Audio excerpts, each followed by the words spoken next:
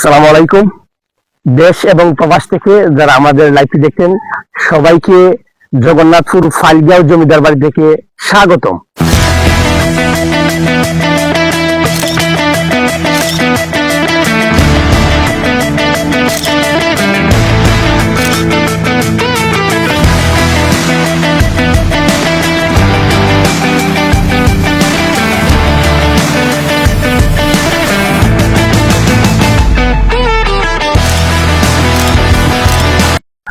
আর আরেকটি কথা না বললেই, আমার আজকে ভিডিও ধারণ করছেন আমাদের প্রিয় প্রবাসী, প্রিয় বাতিজা জনাব আলমগীর হোসেন। সুনামগঞ্জ জেলার জগন্নাথপুর উপজেলায় ফাইলগাঁও ইউনিয়নের ফাইলগাঁও গ্রামে অবস্থিত এই জমিদার বাড়ি বাবুর বাড়ি হিসেবে বাড়িটি ব্যাপকভাবে পরিচিত। ব্রিটিশ শাসন আমলে গড়ে উঠে বাংলার জমিদারি প্রথা। ফাইলগাঁও তার ব্যতিক্রম ছিল না। এই গ্রামে প্রতিষ্ঠিত হয় শক্তিশালী জমিদার পরিবারের, যাদের অধীনেই ছিল বিস্তীর্ণ জমি, প্রজাদের জীবন জীবিকা এবং স্থানীয় প্রশাসনের প্রভাব।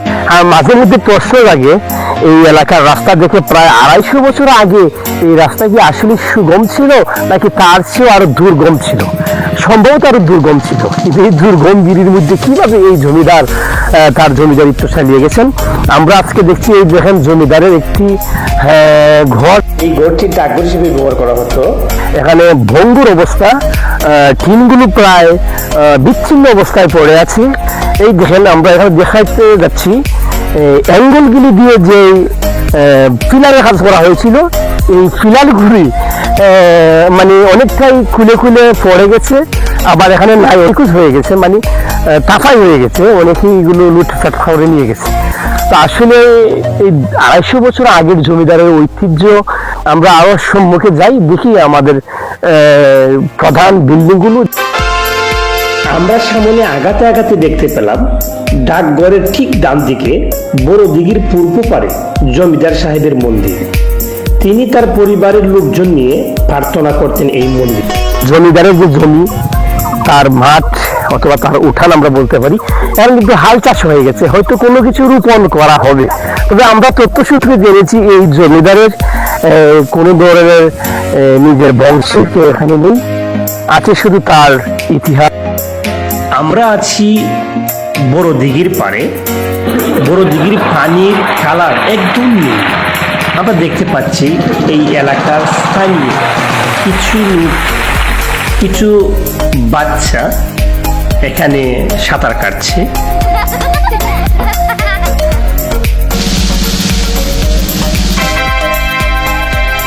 প্রতিদিন ওই কাদা ফাঁকা মেঠোপথ দিয়ে দেশি বিদেশি পর্যটকরা আসেন। ভাঙা বারান্দা, নিঃশব্দ কক্ষ, লাল ইটের দেয়াল, প্রশস্ত উঠান, ইট পাথরে লেগে থাকা ইতিহাস ঐতিহ্যের গল্প ও স্থাপত্য শৈলী দেখতে অনেকেই ভিড় করেন। বড় দিঘির পাশেই দাঁড়িয়ে আছে একাধিক দরজা বিশিষ্ট স্থাপনা। এটি ছিল জমিদার বাড়ির কাজে ব্যবহৃত প্রধান অফিস। ইতিহাস থেকে জানা যায়, ফাইলগাঁও গ্রামে প্রাচীনকাল থেকেই বাস করতেন পাল বংশ। এই পাল বংশের উত্তরসূরিরাই জমিদারির গোড়াপত্তন করেন। জমিদার পরিবারের শেষ জমিদার ছিলেন ব্রজেন্দ্রনারায়ণ চৌধুরী। তিনি একাধারে প্রখ্যাত শিক্ষাবিদ ও রাজনীতিবিদ ছিলেন।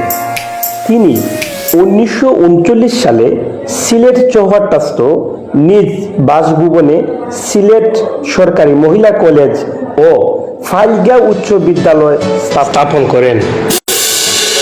এই সিঁড়ি দেখে তো মনে হচ্ছে অনেকটাই গোছালো ছিল এই জমিদারের পরিবেশটা।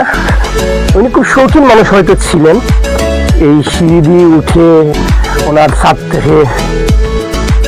থেকে অনেক কিছু উনি উপলব্ধ করতে পারতেন। আমরা উঠতে যাচ্ছি আরেকটি সিঁড়ি দিয়ে, আরেকটি ছাদে। এতটাই সুন্দর বলা বাহুল্য। এখান থেকে তো অনেক কিছু দেখা যাচ্ছে, খুব সুন্দর। এই বিল্ডিং এর ঠিক ডান দিকেই আরেকটি বিল্ডিং দেখতে পাচ্ছি, যে এই বিল্ডিংটার উপরের ছাউনি হয়তো বা জোর তুফানে ফেলে দিয়েছে, নষ্ট করে দিয়েছে। অ্যাঙ্গেলগুলো শুধু দাঁড়িয়ে আছে। ঘরটা প্রায় বিনষ্ট।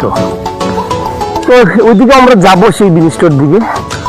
এরিয়া হয়তো বা তেমন একটি বড় না, তবুও অনেক বড়।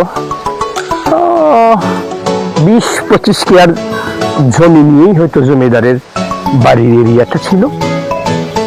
খুব সুন্দর এরিয়াটা, আমরা ঘুরে ঘুরে এরিয়াটা দেখাবো। আর আমাদের ভিডিও ধারণ করেছেন আমাদের প্রিয় বাতিজা আলমগীর সাহেব।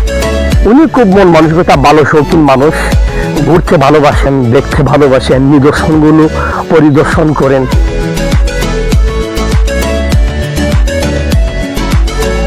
পুরো আকাশ, কারণ একটা কবি কি বলেছিলেন জানি, আকাশ আমায় শিক্ষা দিল উধার হতে বাইরে, কবি হবার মন্ত্র আমি বায়ু কাছে পাইরে। পাহাড় শিখায় তাহার সমান হই যেন মানে মন মহান। সেই মন মহান হতে গেলেই এই ছাদের উপরে উঠে আকাশের দিকে তাকালেই বোঝা যায় আকাশ কতটা উধার। আসলেই আমরা কি ভাববো সেই আকাশের দিকে তাকানোর জন্যই জমিদার সাহেব এই উদারতা শিখিয়ে গেছেন, এই ছাদগুলো করে গেছেন উদার মনের ভালোবাসার বহিঃপ্রকাশ ঘটানোর জন্য। এটা হচ্ছে বাংলো। খুব আপনজনদের নিয়ে নিরালায় আলাপ আলোচনা করতেন। আজ এই বাংলো ইতিহাস থেকে হারানোর পথে।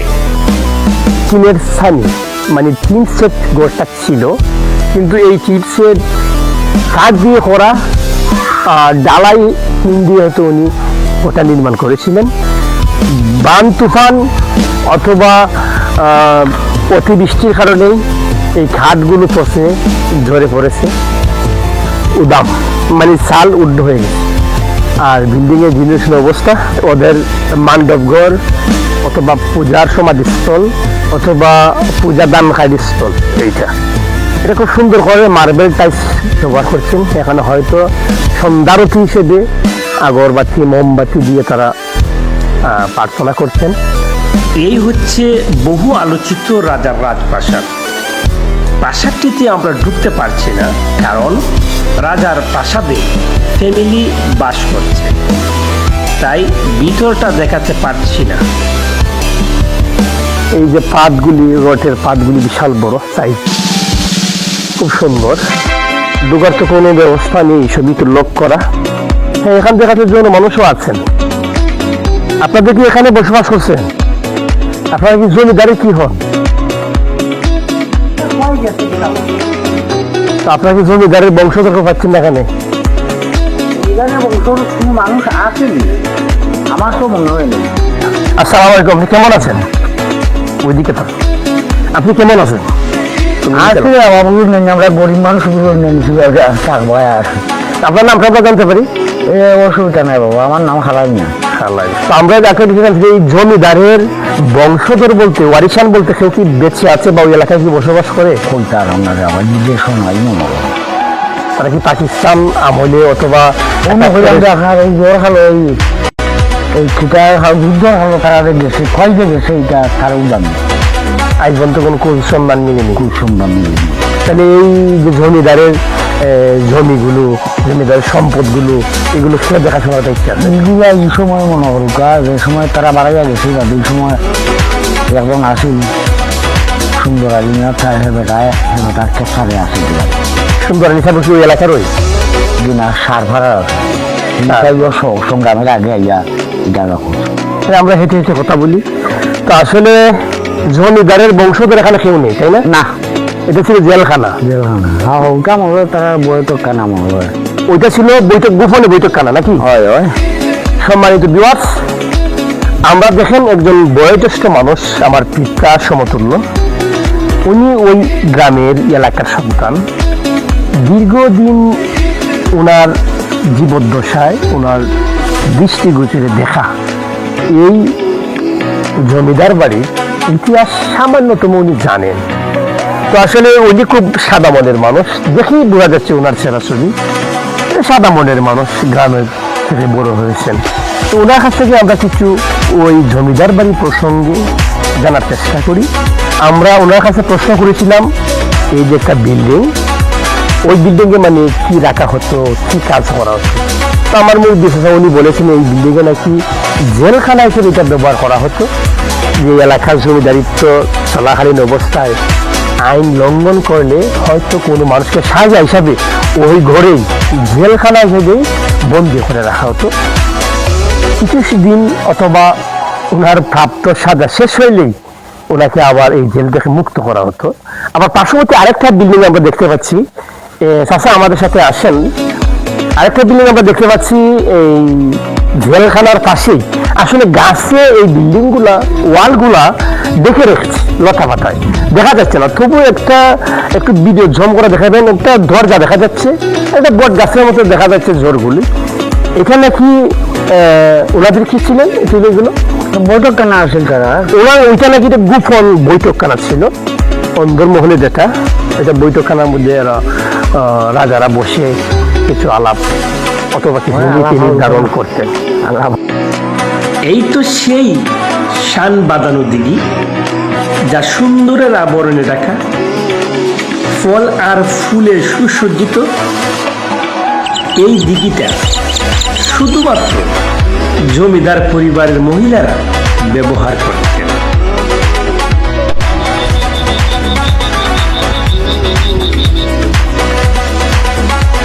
আপনি যে এখানে এসেছেন দেখতে পাচ্ছেন, অথবা যারা আসেনি ভিডিওর মধ্যে দেখতে পাবে, তাদেরকে আপনি কেমন বার্তা দেবেন সেই অনুভূতিগুলো একটু প্রকাশ করুন।